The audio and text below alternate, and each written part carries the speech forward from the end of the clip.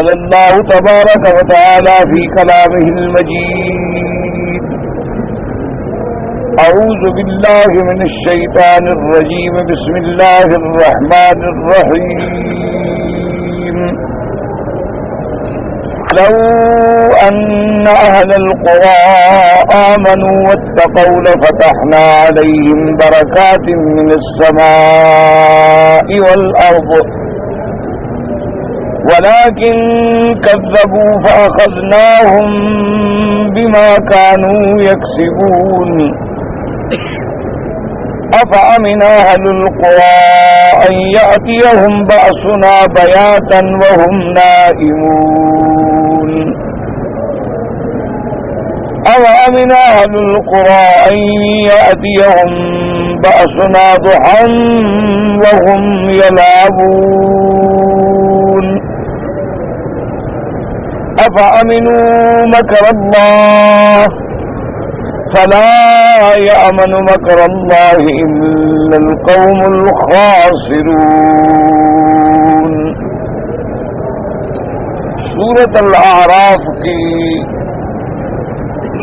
ان آیات مبارکہ میں اللہ تبارک و تعالی نے اپنا ایک جامع معنی کامل مکمل فیصلہ ذکر فرمایا،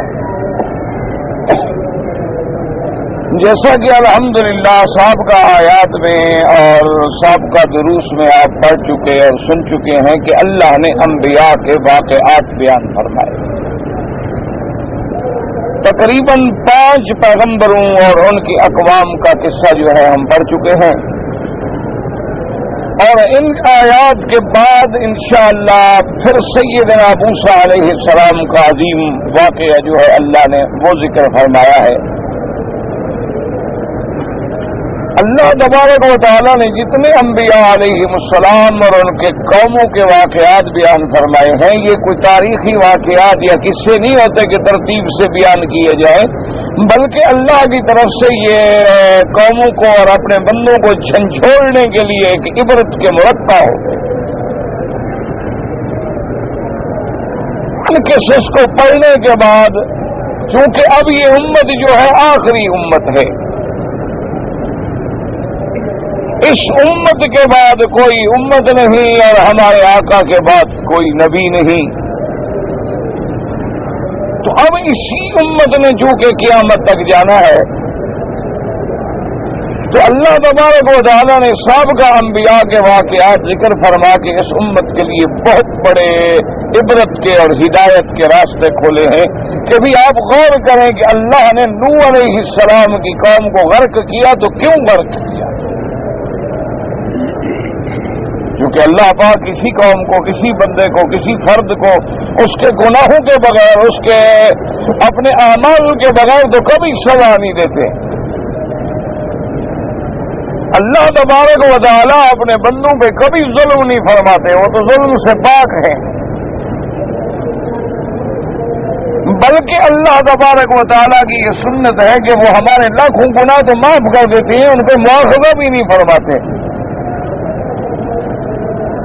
اگر ہمیں ہر گناہ پر اور اگر ہمیں ہر غلطی پر اللہ سزا دینا چاہے تو قرآن کہتا ہے کہ پھر زمین پہ کوئی آپ کو چلتا ہوا بھی نظر رہا ہے. اسی طرح اگر اللہ تبارک و تعالیٰ اپنی مخلوق کو یہ حکم دے دیں کہ میرے نافرمان جو ہے ان کو پکڑ لو تو کوئی بھی نہ بچ سکے.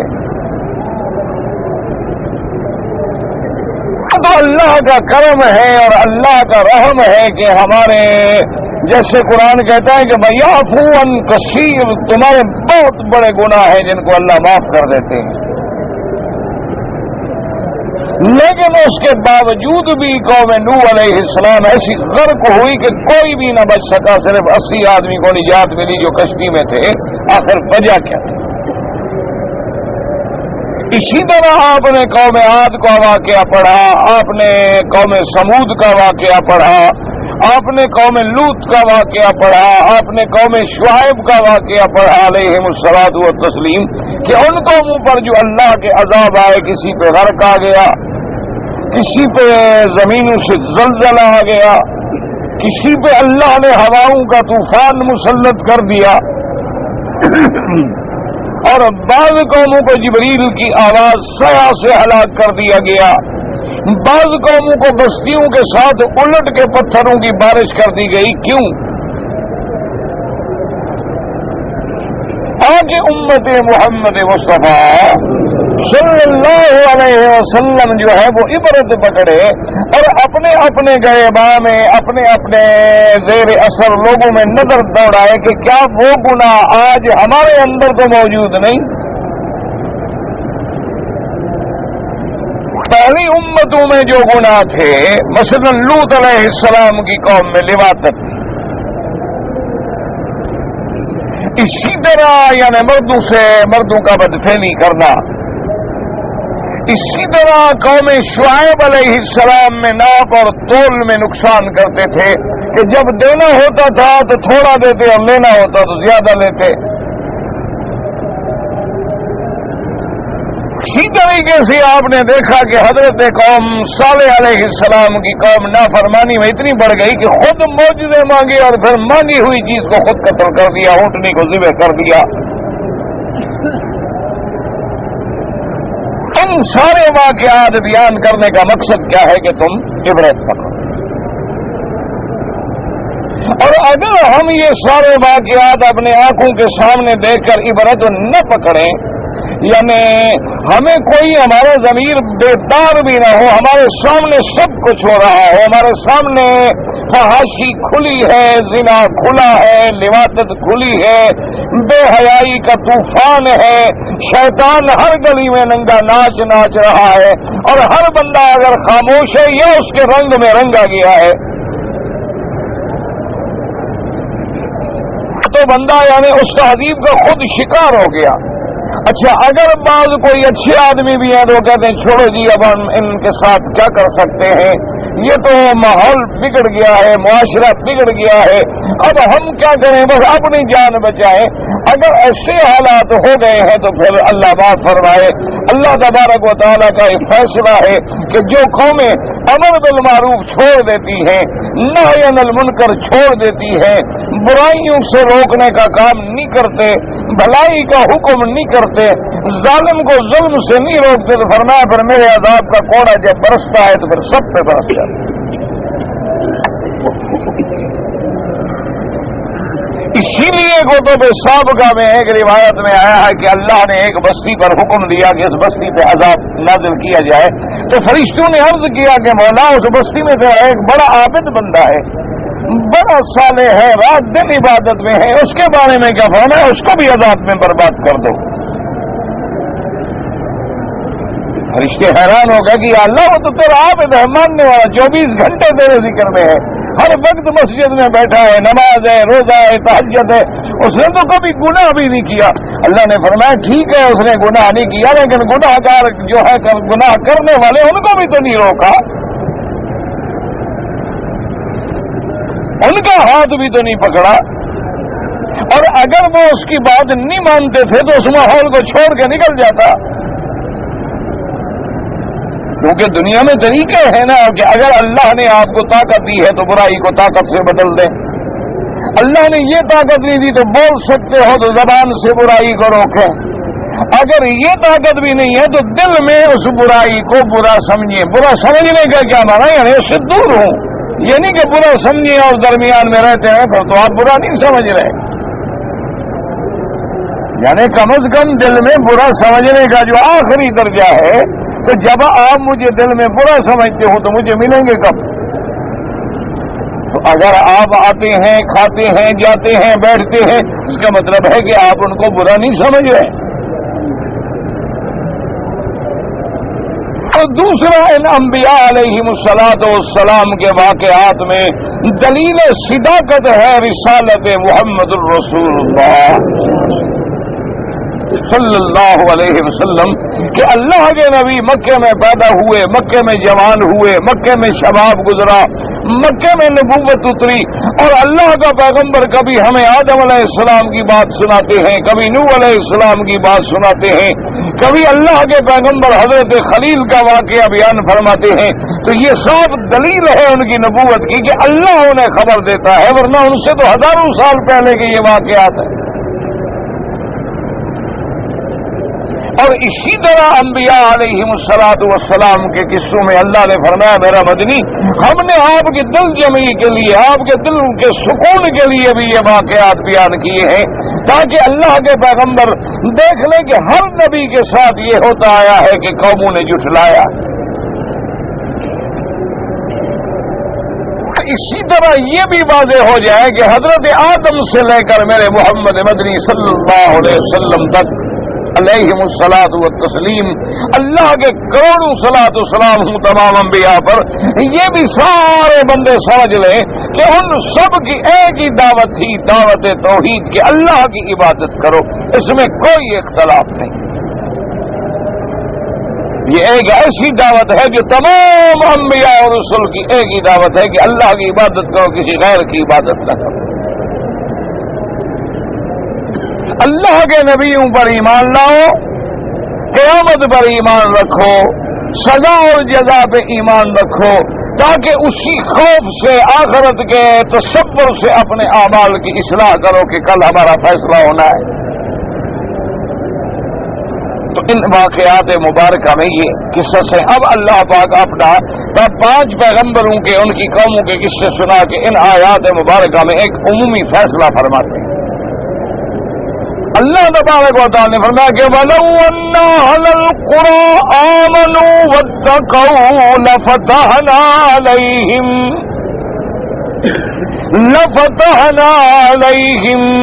بَرَكَاتٍ مِّنَ السَّمَاءِ وَالْأَرْضِ وَلَٰكِن كَذَّبُوا فَأَخَذْنَاهُمْ بِمَا كَانُوا يَكْسِبُونَ. اللہ نے فرمایا میرا مدنی صلی اللہ علیہ وسلم اپنی امت کو بتلا دیں کہ اگر بستی والے ایمان لے آتے اللہ سے ڈریں ایمان لے آئے صحیح معنوں میں ایمان اور وتقوا کا کیا مانا کہ دل میں اللہ کا تقوی ہو ڈر ہو اور سب سے پہلا تقوی کا درجہ یہ ہے کہ شرک سے بچیں. اس کے بعد تقوی کا درجہ یہ ہے کہ جتنے کبائر ہیں بڑے بڑے گناہ ہیں برباد کرنے والے ان سے بچیں. ان کے بعد تقوی کا درجہ یہ ہے کہ صغائر سے اور اللہ کی ہر نافرمانی سے بچیں. اللہ نے فرمایا کہ اگر ایمان لاتے یا لائے اور اللہ سے ڈرے لفتحنا علیہم ہم کھول دیں گے آسمانوں اور زمینوں کی برکتیں ان پر. شرط کیا ہے ایمان اور تقوی. اور یہ اللہ کا فیصلہ اتنا عام ہے کہ اگر کوئی بندہ بھی کوئی جماعت بھی کوئی ملک کے تمام رہنے والے کسی شہر کے رہنے والے اگر یہ فیصلہ کر لیں کہ ایمان اور اللہ سے ڈرنا تقوی اختیار کر لیں تو پھر اللہ اپنی برکتیں کھولتے ہیں. آسمان اور زمین جو ہیں وہ اللہ کے تابع ہیں. اللہ فرماتے ہیں ہم اپنی برکتیں آسمانوں اور زمینوں سے کھول دیں. کیا مانا؟ بعض علماء نے فرمایا کہ برکات کا معنی یہ ہے کہ اللہ آسمانوں سے بارشیں برساتے ہیں اور زمینوں سے کھیتیاں اگاتے ہیں. بعض علماء فرماتے ہیں یاد رکھو کہ اصل میں برکت کا معنی ہوتا ہے زیادہ ہونا. کیا مانا کہ کسی تھوڑی چیز کو اللہ زیادہ کر دیتے. جیسے واقعات انبیاء علیہم السلام میں سرکار دو عالم صلی اللہ علیہ وسلم صحابہ رضوان اللہ علیہم اجمعین اسی طرح تابعین اسی طرح اولیاء کرام ایسے واقعات کتابوں میں بھرے ہوئے ہیں کہ بھئی اتنی یعنی 1 کیلو کے قریب جو ہے اور 1 کیلو 2 کیلو کے قریب گوشت ہے اور سرکار دو عالم کے 1500 آدمی ہیں حضور کھلا رہے اور 1500 کا 1500 کھا گیا. اللہ نے اسی میں برکت دے دی. اسی طرح حضور صلی اللہ علیہ وسلم نے 1 پیالے میں پانی ہے اور سینکڑوں ہزاروں افراد ہے لشکر کے پانی کو ہی حضور پاک نے اپنا ہاتھ مبارک رکھا. صحابہ کہتے ہیں اسے معلوم ہوتا تھا جیسے سرکار ہے تو جہاں کی انگلیوں سے چشمے پھوٹ رہے ہوں. ہم سب نے پانی پی لیا اور پیالہ ختم نہیں ہوا. اللہ نے برکت دے دی، یعنی تھوڑی چیز میں اللہ برکت ڈال دی۔ ایک برکت کا معنی یہ ہوتا ہے کہ چیز تو تھوڑی ہے لیکن اللہ نے برکت ڈال دی، اور ایک برکت کا معنی یہ ہوتا ہے کہ بظاہر اس چیز میں کوئی زیادتی نہیں ہوتی۔ مثلا آپ کے پاس ایک 100 ریال ہے، وہ 100 رہا ہے اور 200 نہیں بنا، لیکن اس پیسے میں کام اتنے نکل جاتے ہیں جو 200 میں بھی نہ نکلتے۔ یہ بھی ایک برکت کا طریقہ ہے۔ وقت اتنی رہا لیکن اس وقت میں اللہ نے کام اتنا لے لیا کہ آپ نہ کر سکتے۔ اب جیسے دیکھیں حضرت نوح علیہ السلام کی 950 سال تبلیغ ہے اور 1050 سال عمر ہے، لیکن اسلام لانے والے اور ساتھ جانے والے کتنے تھے؟ 80 آدمی، اور اس کے مقابلے پہ میرے آقا سرکار دو جہاں کی 65 سال عمر ہے، اور ایمان لانے والے کتنے ہیں؟ کروڑوں۔ تھوڑے وقت میں اللہ نے برکت ڈال۔ اسی طرح آپ دیکھیں، آج آپ تصور کریں، آپ کسی لائبریری میں چلے جائیں، جا کے دیکھیں کہ ہمارے بزرگوں نے جو کتابیں لکھی ہیں آج ہم وہ کتابیں پڑھ نہیں سکتے، یعنی اگر ہم بڑی محنت کریں وہ کتاب پوری نہیں پڑھ سکتے، لیکن اللہ نے ان کے تھوڑے سے وقت میں کتنی برکت ڈال دی کہ وہ عبادات بھی کرتے رہے، سبق بھی پڑھاتے رہے، اور طلباء کو تعلیم بھی دیتے رہے، اور کتابیں بھی لکھتے رہے، اور اتنی بڑی بڑی کتابیں لکھ گئے۔ وہ کیسے لکھی گئیں کہ اللہ نے تھوڑے وقت میں برکت ڈال دی۔ اسی لیے آپ دیکھ لیں کہ آج ہمارے 16 سال کی عمر کے بچے جو ہیں وہ یہ تو ٹھیک ہے کہ وہ سارے فلمی گانے جانتے ہوں گے، ان کو فلمیں کہانیاں یاد ہوں گی، ان کو جدید فیشن یاد ہوں گے، لیکن ایسی مثالیں بہت کم ملتی ہیں کہ 16 سال کی عمر میں بندہ امام بخاری بن جائے رحمت اللہ علیہ اور لاکھوں حدیثیں یاد کر لے۔ اللہ نے برکت ڈالی۔ اسی طرح اللہ تبارک و تعالیٰ کبھی یہ کرتے ہیں کہ آپ کے پیسے تو بڑے تھوڑے ہیں آپ کے پاس ہو، لیکن اللہ نے بیماریوں سے بچا لیا، اللہ تبارک و تعالیٰ نے کسی صدمے سے بچا لیا، حادثے سے بچا لیا تو آپ کے پیسے بچ گئے۔ اگر خدا نہ کرے کوئی صدمہ ہو جاتا تو بات کیا رہتی؟ تو یہ بھی ایک برکات کا طریقہ ہے۔ اور دوسرا ہمیں یہ سبق دیا گیا کہ ایک تو ہوتے ہیں ظاہری اسباب، کیا مانا کہ زمین پہ ہل چلانا، زمین پہ پانی لگانا، زمین میں بیج ڈالنا، یہ اسباب ہیں اور یہ کرنے پڑیں گے، اسباب کے ہم پابند ہیں، اللہ کے حکم سے ہمیں اسباب لینے ہیں۔ لیکن اب اس کے اندر برکت ڈالنا جو ہے وہ اللہ کے ہاتھ میں ہے۔ جیسے کہ کتب سابقہ میں ایک واقعہ ملتا ہے کہ ایک بزرگ کہتے ہیں کہ میں ایک جگہ جا رہا تھا، ایک چھوٹی سی بدلی، کوئی آسمان میں بادل نہیں ہے، کچھ نہیں ہے، کہ بالکل ایسے چھوٹی سی ایک بدلی، ایک ٹکڑی بدلی جو ہے، میں دیکھ کے بڑا حیران ہو رہا ہوں کہ دیکھو اللہ کی قدرت ہے کہ پورا آسمان صاف ہے، ایک چھوٹی سی بدلی، اور وہ بالکل قریب بھی ہے، دور بھی نہیں ہے وہ بادل۔ تو کہتے ہیں میں وہاں کھڑا سوچ رہا ہوں کہ مجھے آواز سنائی دی کہ بھئی اس بادل کو فلاں جگہ جا کے برسنا ہے۔ میں حیران ہو گیا، بھئی عجیب بات ہے، وہ کون بندہ ہے جس کے بارے میں کہا جا رہا ہے کہ فلاں بندے کے باغ میں زمین میں جا کے برسو؟ وہ کہتے ہیں کہ جیسے جیسے بادل جا رہا تھا میں بھی اسی طرح چلتا گیا، تو کئی میل چلنے کے بعد جب میں وہاں پہنچا تو دیکھا کہ صرف اسی جگہ بارش ہے اور کسی جگہ بارش نہیں۔ تو کہتے ہیں میں ڈھونڈتے اس بندے کو جا کے ملا، دیکھا کہ ایک آدمی ہے اپنی زمین میں کام کر رہا ہے، سیدھا سادہ آدمی ہے، کوئی مجھے عالم یا بزرگ یا شکی نظر نہیں آتی۔ میں جا کے ملا اور میں نے کہا اللہ والے میں آپ سے ایک بات پوچھنا چاہتا ہوں، اگر آپ راز کھول دیں۔ تم نے کہا ہاں جی کیا بات ہے؟ میں نے کہا میں اتنا میل پیدل چل کے آ رہا ہوں، ایسے میں نے آواز سنی تھی، تو یہ کیا وجہ ہے کہ بادل صرف تیری زمین پہ برسا ہے اور کسی جگہ نہیں برسا؟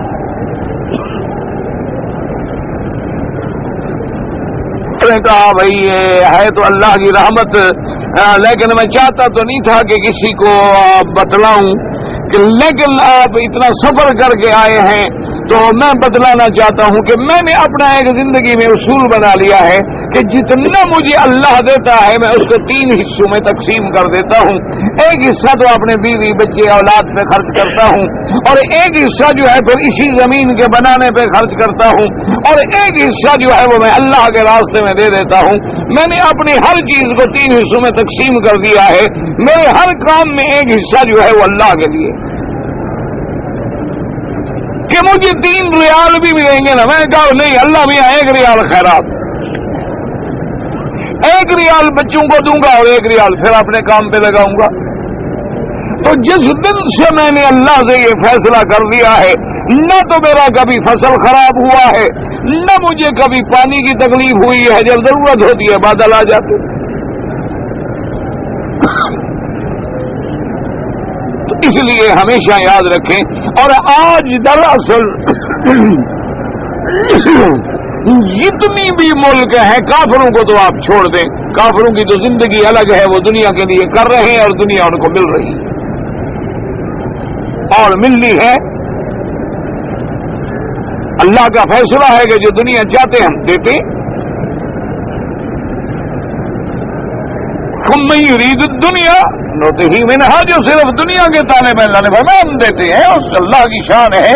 اللہ نے فرمایا میں خنزیروں کو روٹی نہیں دیتا، غذا نہیں دیتا، کتے کو نہیں دیتا، جانوروں کو غذا نہیں دیتا۔ بعض جانور ہیں جو صرف گوشت کھاتے ہیں، ان کو گوشت مل رہا ہے۔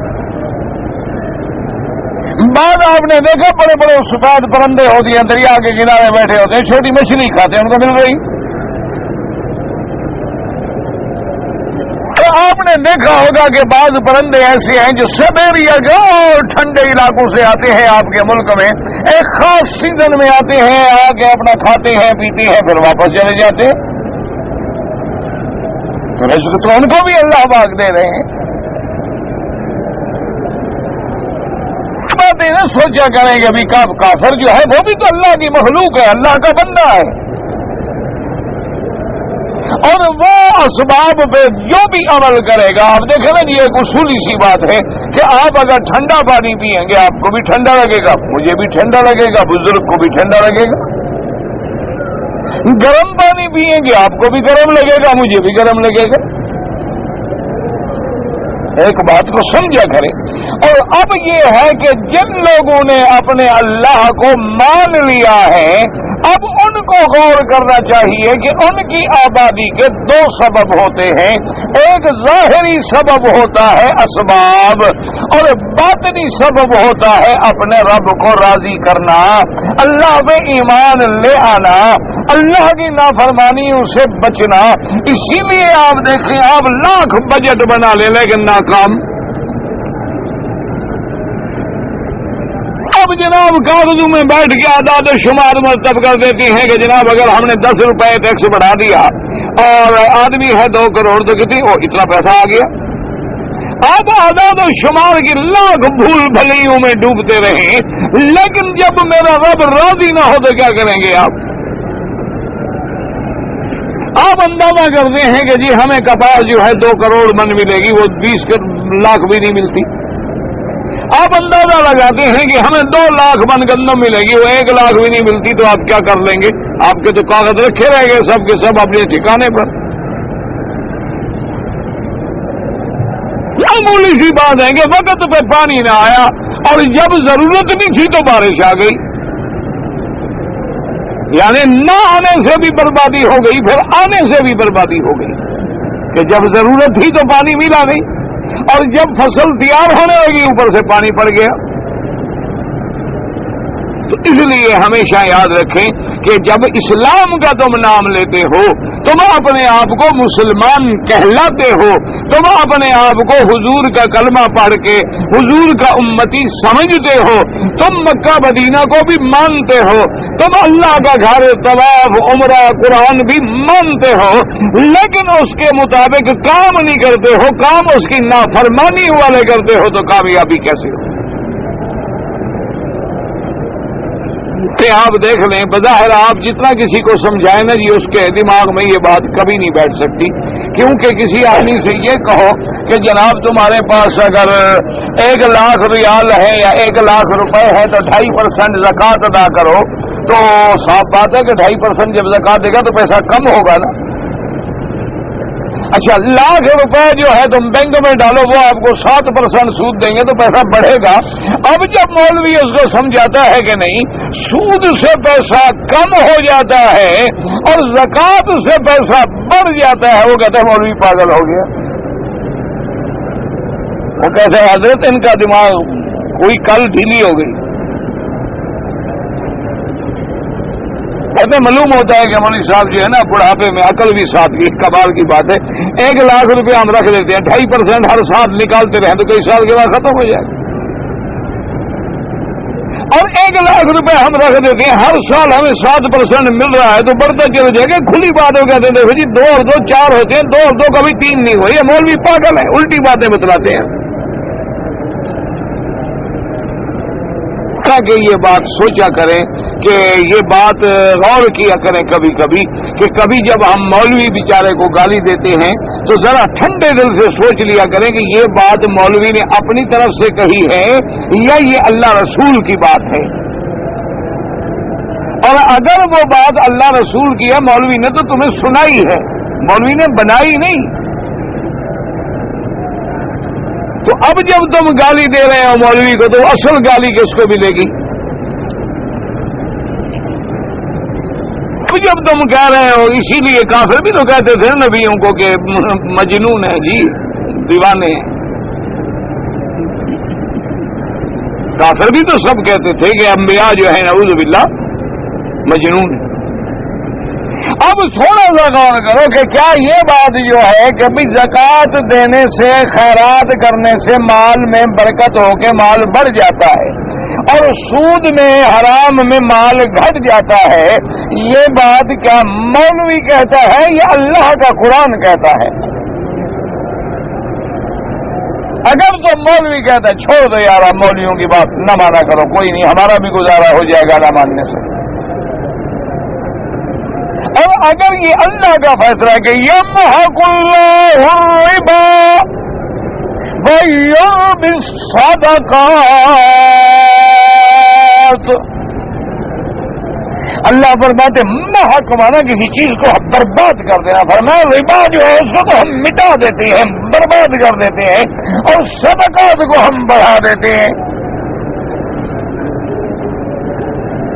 کیا اس کی آسان مثال یہ ہے، خدا کے کعبے میں کھڑے ہو، ایمان سے کہو، آج ہر ملک میں آنکھیں بند کے نظر ڈالو، اپنے ملک میں اور ملکوں میں کسی جگہ اخباریں پڑھتے ہو، اب تو سارے ملک جو ہے ایسے آنکھوں کے سامنے ہیں، اب تو گلوبل ولیج ہو گئی نا دنیا۔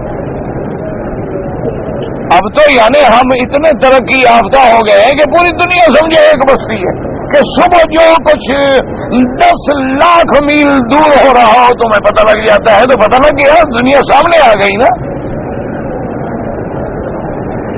اب ذرا مجھے بتائیں، ٹھنڈے دل سے سوچیں، ذرا آنکھیں بند کر کے آپ اپنے ملک میں بھی نظر ڈالیں، اپنے دائیں بائیں آگے پیچھے ہر ملک کے اخباروں کو سامنے رکھ کے نظر ڈالیں کہ آج جو جیلوں میں اور ذلت میں، خواری میں سود کھانے والے ہیں یا خیرات کرنے والے علماء ہیں؟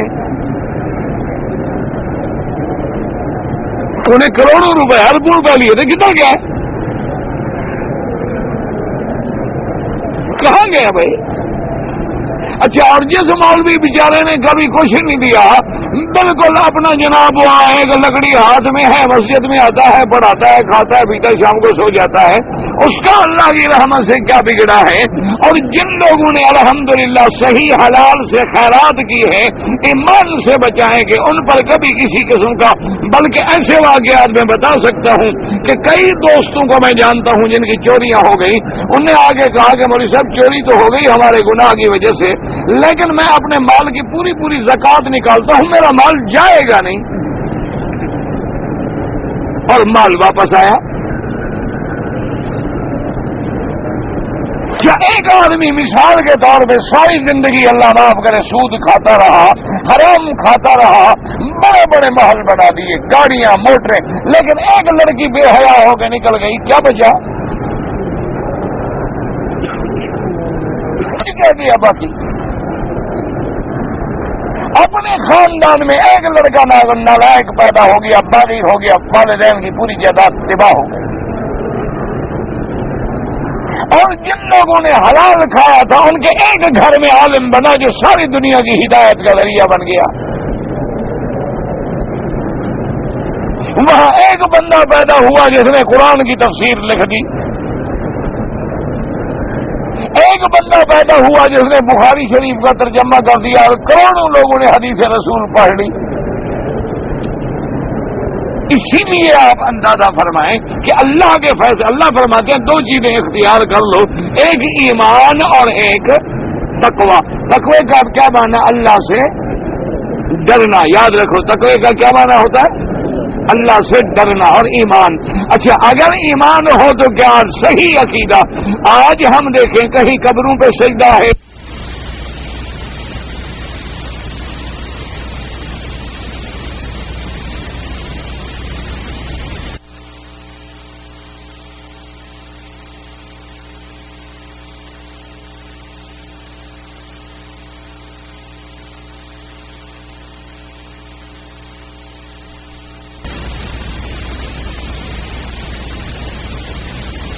ہے کہیں مردوں پہ سجدہ ہے اور کبھی درختوں پہ سجدہ ہے، یہ جو ہے تو ایمان بھی تو ہمارا ختم ہو گیا، ڈھیلا میلا ہو گیا، ایمان تو نہ رہا۔ اور تقوی کا کیا معنی؟ اللہ سے ڈرنا۔ جب ہم خدا کے کعبے میں بھی جیب کاٹ رہے ہیں، اگلے دن میں پڑھ رہا تھا ایک آدمی کا ہاتھ کاٹا گیا جس نے کعبے میں جیب کاٹی، تو اللہ کا ڈر کدھر گیا؟ ہم حلال حرام میں کوئی فرق نہیں کر رہے تو اللہ کا ڈر کہاں گیا؟ ہم ایک آدمی کے ملازم میں 8 گھنٹے کی ڈیوٹی ہے لیکن 4 گھنٹے ڈیوٹی کرتے ہیں، 4 گھنٹے چائے میں گزارتے ہیں، تو اللہ کا ڈر کہاں گیا؟ ہم اپنی بیوی کے حقوق ادا نہیں کرتے، اپنے بچوں کے حقوق ادا نہیں کرتے، اپنے ہمسایوں کا حق ادا نہیں کرتے، اپنے استاد کا حق ادا نہیں کرتے، والدین کا حق ادا نہیں کرتے، اور چاہتے ہیں کہ ساری دنیا ہماری خدمت کرے، تو آخر یہ کیسے ہو جائے؟ اس لیے اللہ کا فیصلہ سنیں کہ جب لوگ ایمان نہیں لے آتے مجھے اللہ کی توحید میں شرک کرتے ہیں، اور جب لوگ اللہ سے نہیں ڈرتے ہیں، اللہ کی تکذیب، اللہ کے انبیاء کی تکذیب کرتے ہیں، تو نتیجہ کیا نکلتا ہے؟ فرمایا وَلَوْ أَنَّ أَهْلَ الْقُرَىٰ آمَنُوا وَاتَّقَوْا لَفَتَحْنَا عَلَيْهِمْ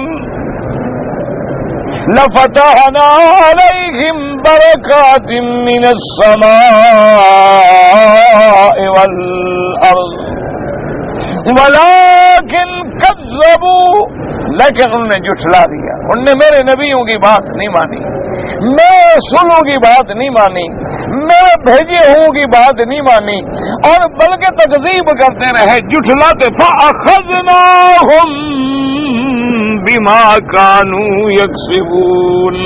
اللہ فرماتے ہیں پھر ان کے اعمال کی وجہ سے ہم نے ان کو پکڑ لیا۔ آج آپ ٹھنڈے دل سے سوچیں کتنے مسلمان ہیں جو کہیں گے، اور کتنی چیزیں ہیں جو کہیں گے کہ سود حرام ہے لیکن سب کرتے ہیں، اور جی کیا کریں، گزارا نہیں۔ اور جب تک یہ بینکنگ سسٹم نہیں تھا لوگ زندہ نہیں تھے، مر گئے سارے۔ سرکار تو جہاں کے صحابہ رضوان اللہ علیہم اجمعین نہ بینک تھے، نہ تمہارے یہ کاروباری بڑی بڑی نیشنل کمپنیاں تھیں، انہوں نے کیسے 40 لاکھ مربع میل پہ اسلام کا پرچم لہرا دیا؟ انہوں نے اپنے دور کی سپر پاوروں کو پاؤں کے نیچے روند ڈالا۔ فارس، روم جو اس دور کی بہت بڑی قوتیں تھیں، صحابہ نے پاؤں کے نیچے روند ڈالا۔ اللہ کے پیغمبر کے صحابہ نے دریاؤں پہ گھوڑے دوڑا دیے، اللہ کے پیغمبر کے صحابہ نے ہواؤں کو مسخر کر ڈالا۔ اس وقت کون سا تمہارا یہ بینک تھے، نظام تھا، کیا چیز تھی؟ ان کو یہ ترقی کیسے ملی؟ ابھی آپ حیران ہوں گے کہ اللہ نے ان کو اتنے اموال غنیمت دے دیے تھے، اتنے اللہ نے ان کے لیے اپنے رحمت کے ساتھ دروازے کھول دیے تھے کہ صحابہ کہتے ہم پریشان ہو جاتے تھے کہ یہ دولت خرچ کہاں کرے۔ بلکہ ایسے واقعات بھی موجود ہیں، آج بھی تاریخ اٹھا کے دیکھ لے کہ بعض صحابہ نے اپنے علاقے میں جو گورنر تھے وہاں کی ساری زکوٰۃ جو ہے حضرت عمر کو مدینے بھیجی، تو حضرت عمر ناراض ہو گئے۔ انہوں نے گورنر کو بلایا کہ میں نے حکم دیا تھا کہ اس علاقے کی زکوٰۃ وہاں خرچ کی جائے، کیونکہ سب سے پہلا زکوٰۃ کا حق ہوتا ہے غریب رشتہ داروں کا۔ اگر رشتہ دار غریب نہیں ہے تو پھر محلے میں جو غریب ہے وہ زیادہ حقدار ہے، پھر شہر میں جو زیادہ غریب ہے وہ زیادہ تمہارا حقدار ہے۔ حضرت عمر غصے میں آ گئے، ناراض ہو گئے، فرمایا گورنر کو بلاؤ۔ گورنر کو بلایا گیا امیر المومنین کے دربار میں، فرمایا اللہ کے بندے یہ تم نے کیا کیا ہے کہ زکوٰۃ کے سارا پیسہ، سارے جانور، سارے بکریاں، اونٹ، بھیڑیں سب کی سب تم نے مدینے بھیج دی ہیں، تم نے علاقے میں تقسیم کیوں نہیں کی؟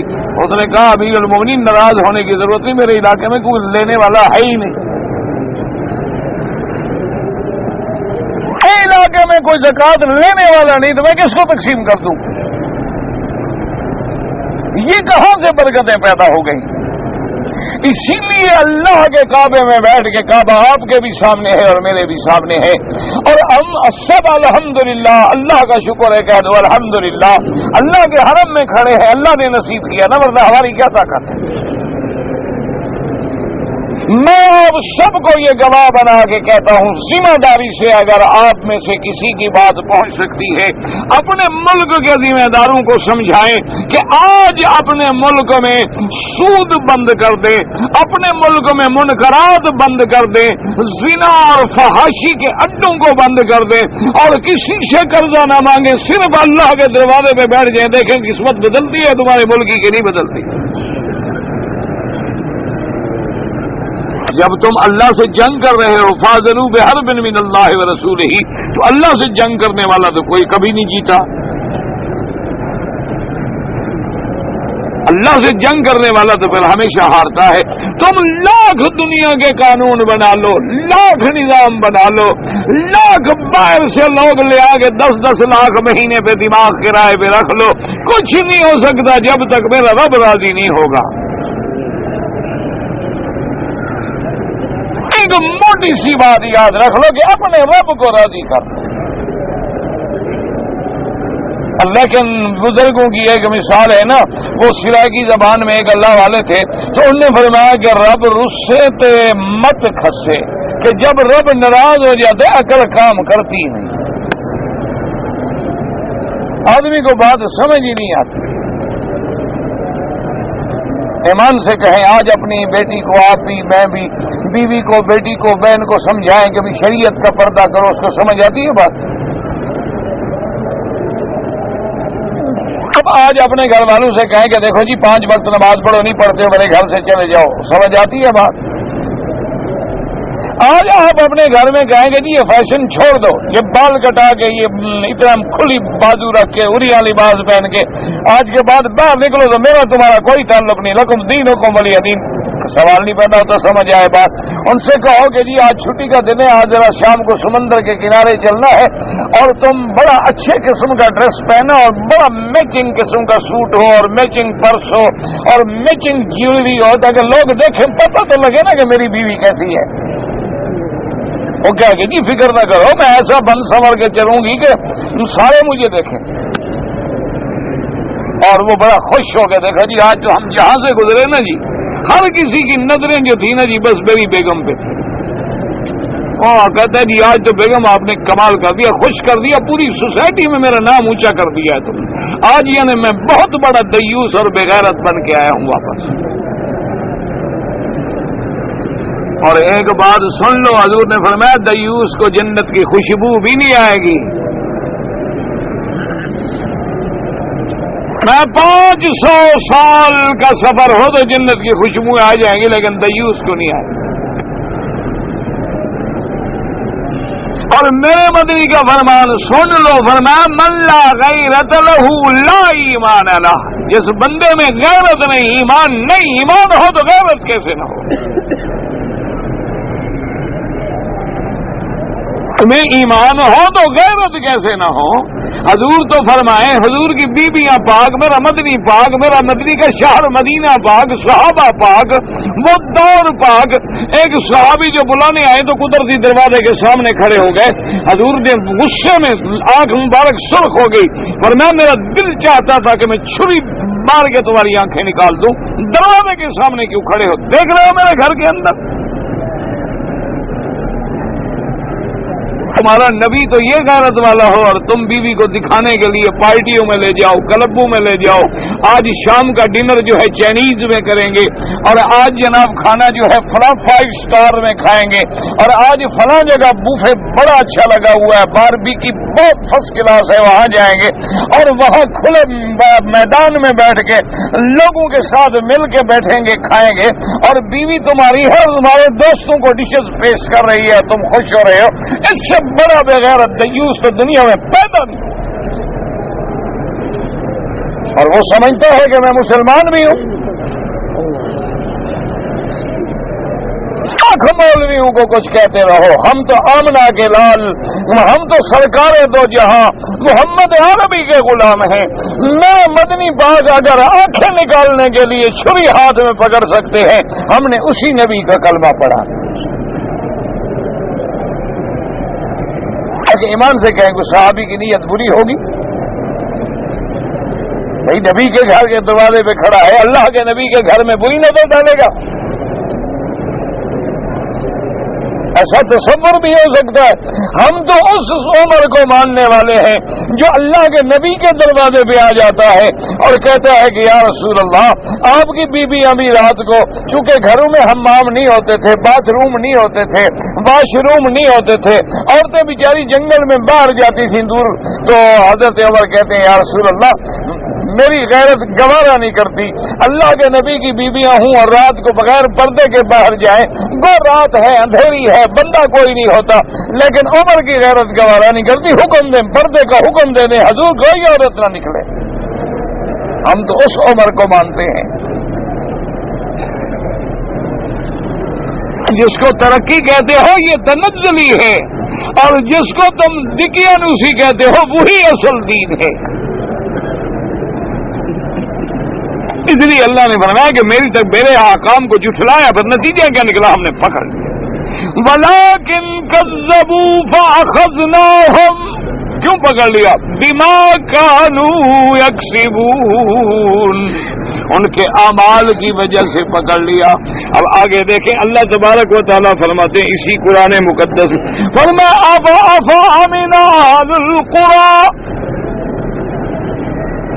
أَفَأَمِنَ أَهْلُ الْقُرَىٰ أَن يَأْتِيَهُم بَأْسُنَا بَيَاتًا وَهُمْ نَائِمُونَ، فرمایا کیا بستی والے بے غم ہو گئے،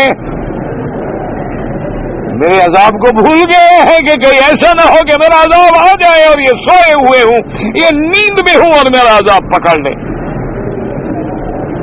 اب آمن اہل القرى ان یاتیہم بأسنا ضحی وہم یلعبون، اللہ نے فرمایا کیا تم بے غم ہو گئے ہو کہ اللہ فرماتے ہیں کہ میرا عذاب اس حال میں آ جائے کہ دن میں تم اپنے کاموں میں کھیل کود میں لگے ہو میں پکڑ لوں۔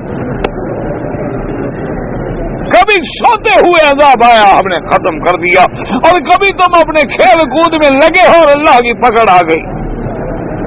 فرمایا افامنوا مکر اللہ، کیا یہ اللہ کی پکڑ سے بے غم ہو گئے، بھول گئے کہ میں غفور ہوں لیکن میں جبار بھی ہوں،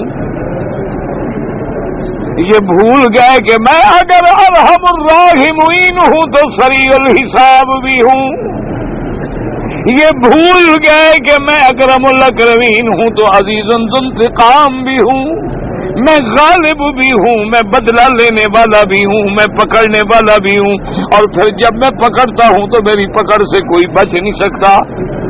ان بطش ربک لشدید، اللہ نے فرمایا پھر میری پکڑ اتنی سخت ہوتی ہے جس کا تم تصور بھی نہیں کر سکتے ہو۔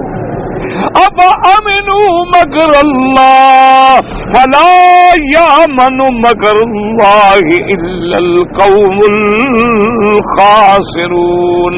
اللہ نے فرمایا اور نہیں اللہ کے عذاب سے بے غم ہوتے مگر وہ جو گھاٹے میں پڑے ہوئے ہیں, اپنی دنیا میں پڑھ کے میرے عذاب کو بھول گئے, میری پکڑ کو بھول گئے. اسی لیے میرا مدنی محمد مصطفیٰ صلی اللہ علیہ وآلہ آلہ وصحبہ وسلم تسلیما کثیرا کثیرا.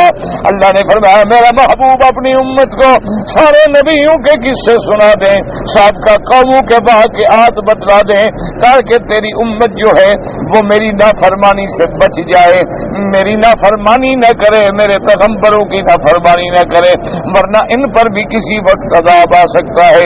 اور میں تو قادر ہوں یستبدل قوما غیرکم ثم لا یکونوا امثالکم. اللہ فرماتے ہیں میں اس پہ بھی قادر ہوں کہ پوری قوم کی قوم فنا کر کے دوسری قوم پیدا کر دوں.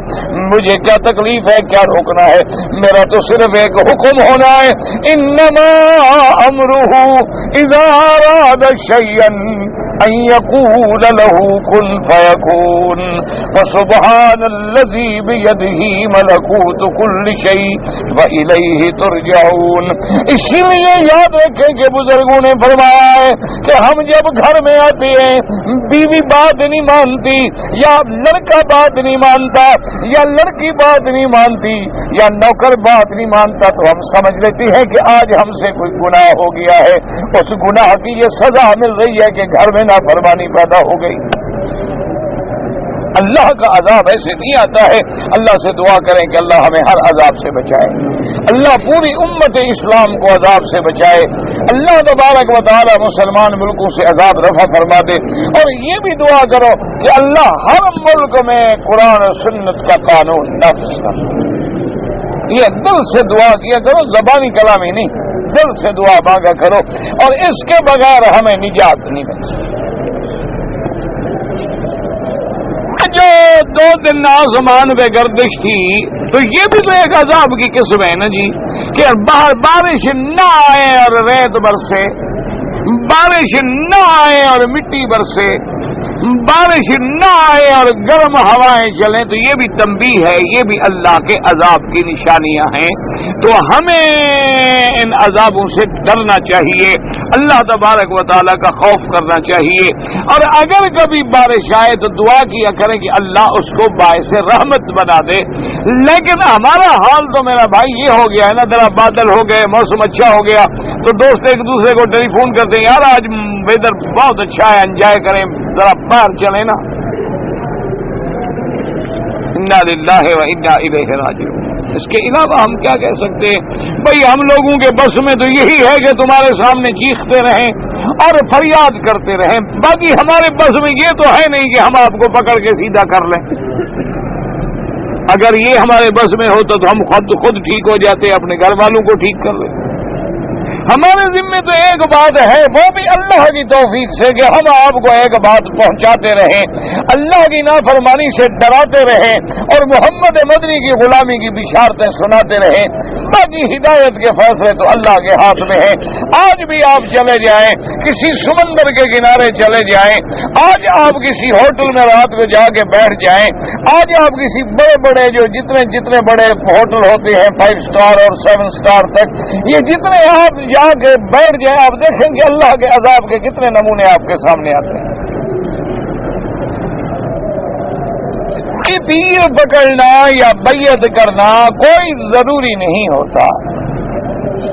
اصل بات ہے اطاعت محمد مصطفیٰ صلی اللہ علیہ وسلم. یہ بات یوں سمجھ لیں کہ جیسے ہم نے قرآن پڑھنا ہے, دین پڑھنا ہے, تو کوئی استاد پکڑتے ہیں. اسی طرح اگر ہم نے دین کی باتوں پہ چلنا ہے, دین پہ قائم رہنا ہے, اور اس دین کو اچھی طرح سمجھنا ہے, اس میں رسوخ پیدا کرنا ہے, تو لوگ جا کے اپنے شیخ سے, پیر سے بیعت ہو جاتے تھے, تاکہ وہ ہمیں سیدھے راستے پہ چلائے اور ہماری نگرانی کرے اور ہمیں دیکھے کہ کوئی قدم ہمارا شریعت کے خلاف تو نہیں اٹھ رہا ہے. اور اگر ہم میں کوئی بیماری ہے دور کرنے کی کوشش کریں تو اگر اللہ پاک آپ کو بھی کوئی سنت پہ چلنے والا، یاد رکھو مرشد وہ ہوتا ہے، پیر وہ ہوتا ہے جس کی اپنی زندگی ظاہر اور باطن میں اتباع محمد مصطفیٰ۔ اللہ تمہیں بھی نصیب کرے، اللہ ہمیں بھی نصیب کرے۔ باقی یہ جو رواج ہیں یا کاروبار ہے تو اللہ معاف کرے، بس اللہ بچائے۔ چاروں ائمہ کرام جو ہیں یہ تقریباً یعنی حضور صلی اللہ علیہ وسلم کے یعنی صحابہ کے دور کے بعد جو ہے تابعین کا جب دور شروع ہوا تو ائمہ بھی آ گئے، کیونکہ یہ قاعدہ ہے کہ حضور کے زمانے میں تو قرآن شریف بھی جمع نہیں تھا، وہ صحابہ کے زمانے میں جمع ہوا۔ حضور کے زمانے میں حدیث بھی جمع نہیں تھی تو وہ بھی بعد میں جمع ہوئی، اسی لیے فقہ والے بھی بعد میں پیدا ہوئے۔ لوگ ہمیں کہتے ہیں کہ حنفی مسلک نہیں ہے، ان کے کہنے سے کیا ہو جائے گا؟ پوری دنیا سے کوئی حنفی مسلک مٹ جائے گا؟ پوری دنیا سے دیکھیں، یاد رکھیں کہ اللہ نے جن کو یہ مقام دیا ہے، امام ابو حنیفہ رحمۃ اللہ علیہ، امام شافعی رحمۃ اللہ علیہ، امام مالک رحمۃ اللہ علیہ، امام احمد ابن حنبل رحمۃ اللہ علیہ، اللہ نے ائمہ پہ اپنی کروڑوں کروڑوں رحمت نازل فرمائے۔ آج اللہ کا کروڑوں بندے ہیں جو ان کی فقہ پڑھ کے ان کے احکام پہ چلتے ہیں، تو کسی چند آدمیوں کی مخالفت کرنے سے کیا ہو جاتا ہے؟ یہ تو کوئی ایسی بات نہیں۔ یہ لوگ ائمہ کی برائی کرتے ہیں، وہ اپنی عاقبت خراب کر رہے ہیں، کسی اور کا کیا بگاڑ رہے ہیں؟ کسی اور کا تو کوئی کچھ نہیں بگاڑ رہا۔ اگر فجر کی جماعت کھڑی ہو جائے اور آپ پہنچیں، پھر آپ سنتیں نہ پڑھیں، آپ جماعت میں مل جائیں۔ نماز پڑھنے کے بعد بھی سنتیں پڑھ سکتے ہو، یا جب سورج نکل کے اوپر چڑھ جائے بعد میں بھی سنتیں ادا کر سکتے ہو۔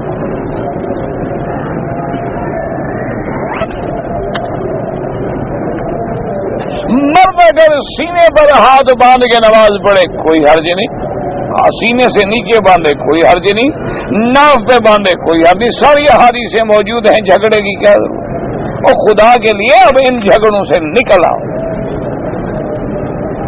ساری دنیا اسلام کو مٹانے پہ لگی ہوئی ہے اور تمہیں ابھی تک ہاتھ باندھنے کے مسئلے حل نہیں ہوئے۔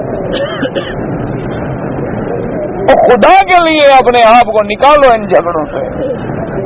اس وقت پوری دنیا یعنی دنیا میں عیسائیت ہے، یہودیت ہے، ہندو مت ہے، یہ ساری دنیا کمیونسٹ ہے، کمیونزم ہے، سوشلزم ہے، یہ جتنے کفر ہیں ان سب کا ایک متفقہ منصوبہ ہے کہ اسلام کو مٹاؤ۔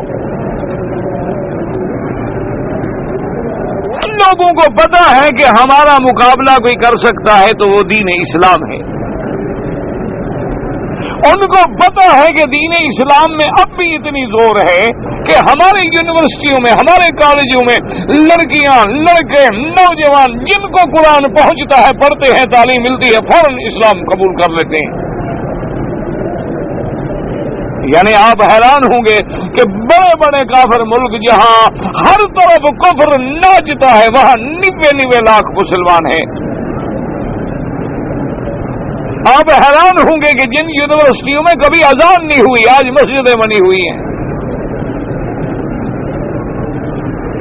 اب حیران ہوں گے کہ جہاں ان کے نصاب میں اسلام کے لفظ کا گزر بھی نہیں ہے آج انہی کالجوں میں، انہی یونیورسٹیوں میں اللہ نے اسلام پہ چلنے والے جوہر پیدا کر دیے ہیں، اور وہ وہی کھڑے کھڑے للکارتے ہیں کہ آؤ بتلاؤ اسلام سچا ہے یا تمہارا قانون سچا ہے۔ تو آج ہمیں ضرورت ہے کہ ہم سارے اختلافات بھلا دیں، ہم چھوٹے چھوٹے فروعی مسئلے جو ہیں بھلا دیں، ہم قومی جنگیں بھلا دیں، ہم بالکل رنگ و نسل کے لڑائیاں بھلا دیں، ہم صوبائیت پیدا کرنا بھلا دیں، ہم ایک محمد مدنی کے غلام بن جائیں۔ یہ تو اللہ کے نبی کے دین میں اتنی آسانیاں تھیں کہ کسی نے سینے پہ ہاتھ باندھ لیا، کسی نے ناف پہ ہاتھ باندھ لیا۔ اسلام میں اتنی وسعت ہے کہ اللہ سب کی عبادت کو قبول فرما لیتے ہیں۔ تم خدا کے لیے ان جھگڑوں سے باہر نکلو، اور جو ان چھوٹے چھوٹے مسائل پہ امت کو لڑاتے ہیں وہ اسلام کے خیر خواہ نہیں۔ خدا کے بندے، یہ تو اللہ کا دین ہے، اور الدین یسر، دین میں اللہ نے آسانی پیدا کر دی ہے۔ دیکھو نا، اسی مثال کو دیکھ لیں، مثلا ایک صرف کنکریاں مارنے کا مسئلہ ہے، تو اس میں ائمہ کرام کی فقہ کے مطابق، اچھا بعض ائمہ کے نزدیک سارا دن جائز ہے، بعض ائمہ کے نزدیک سارا دن ساری رات بھی جائز ہے، اچھا بعض ائمہ کے نزدیک اتنی گنجائش ہے کہ اگر آدمی نے 2 دن نہیں ماری، تیسرے دن جا کے تیسرے دن کی بھی مار دے، پہلے 2 دن والی بھی قضا کر لے، تب بھی جرمانے سے بچ جاتا ہے۔ اور بعض ائمہ فرماتے ہیں نہیں جی، ظہر تک افضل ہے، ظہر کے بعد مکروہ ہے۔ تو یہ اس میں جو فرق ہے، کتنی اللہ کے نبی کی امت بچ جاتی ہے۔ اگر ایک وقت مقرر ہوتا اور سب کی تحقیق ایک پہ ہوتی، لوگ کہاں جاتے؟ اب ائمہ کرام کے نزدیک مینا کی راتیں جو ہے، مینا میں رہنا جو ہے وہ واجب ہے، یعنی اگر کوئی مینا میں نہ رہے رات کو یا دن کو تو اس کو دم پڑ جاتی ہے حج میں۔ لیکن بعض ائمہ کے نزدیک رہنا جو ہے سنت ہے، رہے تو ثواب ہے، لیکن نہ رہے تو دم نہیں پڑے گی۔ آج اللہ کا شکر ہے، لاکھوں حاجی بڑھتے جا رہے ہیں، جگہ کی قلت ہوتی ہے، کوئی رہتا ہے کوئی واپس آ جاتا ہے، تو امت میں بچ رہی ہے، رحمت ہو رہی ہے، جھگڑا ہو رہا ہے۔ اللہ تبارک و تعالیٰ نے جتنے ائمہ دین پیدا فرمائے وہ تو رحمت تھے، جتنا ائمہ محدثین پیدا فرمائے وہ رحمت تھے۔ اگر ائمہ محدثین نہ ہوتے ہمیں حدیثوں کا ذخیرہ نہ ملتا، اگر قرائے صحابہ نہ ہوتے تو ہمیں قرآن جمع ہو کے نہ ملتا، اگر ائمہ فقہا نہ ہوتے تو آج ہمیں دین کا ہر مسئلہ جو ہے وہ نکھرا ہوا، بنا ہوا، ارباب میں لکھا ہوا نہ ملتا۔ اللہ تبارک و تعالیٰ تمام پہ اپنی کروڑوں رحمتیں نازل فرمائے، اور جو کسی امام کو گالی دیتے وہ امام کو گالی نہیں دیتا، بلکہ اس امام نے جس نبی کی حدیث سے فقہ نکالی ہے وہ تو آگے پہنچتی ہے گالی۔ اسی لیے ہے نا، ایک آدمی داڑھی نہیں رکھتا، ایک آدمی داڑھی کو گالی دیتا ہے، تو یہ گالی کہاں تک پہنچے گی؟ ایک آدمی ہے گنہگار ہے، داڑھی نہیں رکھتا بیچارہ، اللہ توفیق دے، اللہ اس کو بھی سنت پہ چلائے، اللہ اس کو بھی حضور کی شکل بنانے کی توفیق عطا فرمائے، اللہ اس کو بھی محبوب کی سنت نصیب کر دے۔ لیکن ایک آدمی ہو گیا چھوڑو یار، داڑھی بڑی بری ہے، کیا یار داڑھی کا، مجھے تو یار داڑھی والوں سے بھی نفرت ہے، تو داڑھی تو نبی کی بھی تھی، کس کس سے نفرت ہے؟ وہ تو کافر ہو گیا۔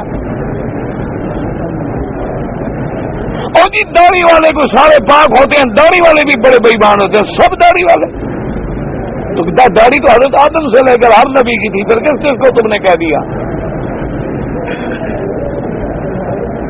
اس لیے ہمیشہ یاد رکھا کریں کہ صرف ایک امام پہ اعتراض نہیں ہوتا، اس امام نے کتنے ائمہ سے پڑھا، اس نے کتنے تابعین سے پڑھا، اس نے کتنے محدثین سے پڑھا، اس نے اپنی ساری زندگی صرف کر کے محمد مدنی کے فرمان سے موتی نکالے، ان موتیوں کو چن کے ہار بنا کے تیرے گلے میں ڈال دیا، آج انہیں کو گالیاں دیتے ہو۔ اللہ تبارک و تعالی آپ کو بھی اور مجھے بھی ہدایت دے۔ ٹوپی کے بغیر بھی نماز ہو سکتی ہے، قمیض کے بغیر بھی ہو سکتی ہے۔ ٹوپی کا مسئلہ تو تمہیں چھوٹا سا بتایا انہوں نے، آپ کے گلے میں اگر قمیض بھی نہ ہو تو نماز ہو سکتی ہے، لیکن یہ مسئلہ کہاں لکھا ہوا ہے کہ قمیض پہنا ہوا ہو تو اتار دے؟ یہ مسئلہ یوں پوچھا گیا، یہ نہیں کہ ٹوپی کے بغیر نماز نہیں ہوتی، ہوتی ہے۔ میں تو کہہ رہا ہوں نا کہ گلے میں قمیض بھی نہ ہو تو نماز، کیونکہ سطر جو ہے مرد کا ناف سے لے کر گھٹنے تک اتنا اگر اس نے چادر باندھی ہوئی ہے تو نماز۔ اب دیکھو نا، احرام میں تو سر پہ کپڑا ہوتا ہے؟ نہیں ہوتا، سب کہتے ہیں نماز، بلکہ حکم ہے کہ سر پہ کپڑا نماز میں نہ ڈالو۔ لیکن ایک مسئلہ مجھے یہ بتائیے کہ یہ بھی کسی حدیث مبارک میں لکھا ہوا ہے کہ قمیض پہنے ہوئے ہو نماز پڑھنے آؤ تو پہلے اتار کے باہر رکھو، بغیر قمیض کے آؤ، اور اگر ٹوپی ہو تمہارے سر پر تو اس کو اتار کے آؤ، اگر اترا ہے تو اتار کے آؤ، پڑھنی ہے تو اتار کے۔ اگر یہ حکم ہے تو الحمدللہ ہمیں دکھا دو، ہم بھی تابع، ہم بھی غلام محمد عربی کے۔ اور ہم کہتے ہیں، قرآن کیا کہتا ہے کہ یا بنی آدم خذوا زینتکم عند کل مسجد، اللہ فرماتے آدم کے بیٹے ہر نماز کے لیے آؤ تو بن سنور کے آؤ، تیار ہو کے آؤ۔ تو ہو جاتی ہے. ایک اور کہتا ہے کہ نماز نہیں ہوتی. ایک ہے ہو جانا, ایک ہے کہ آمدن ایسا کرنا. ان دونوں میں فرق ہے. نماز تو بیٹھ کے بھی ہو جاتی ہے کہ نہیں, لیکن اگر تمہیں کھڑے ہونے کی توفیق ہو اور بیٹھ جاؤ پھر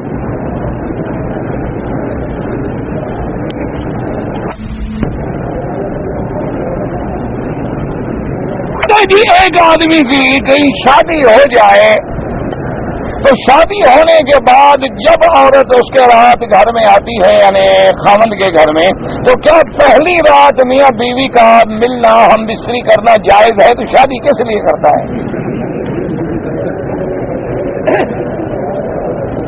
تم شادی کوئی اور مقصد ہوتا ہے کرنے کا. یہ عجیب مسئلہ ہے بھائی.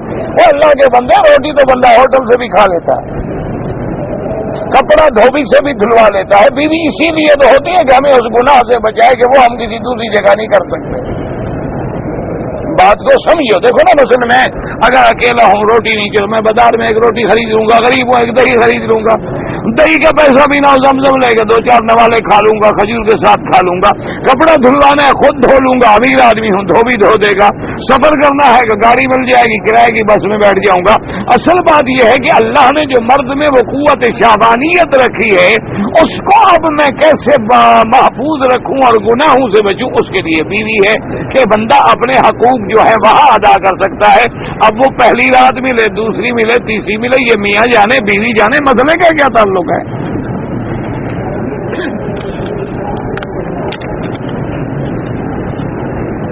اگر کوئی آدمی تسبیح دائیں پہ بائیں پہ پڑھے بالکل ٹھیک ہے, افضل ہے کہ دائیں ہاتھ.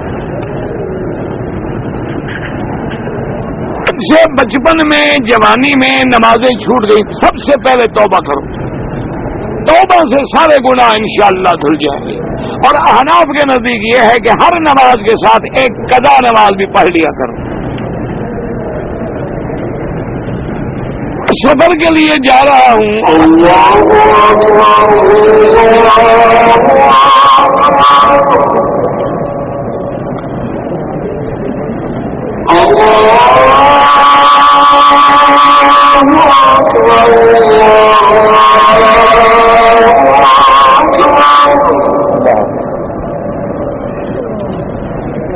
أشهد أن لا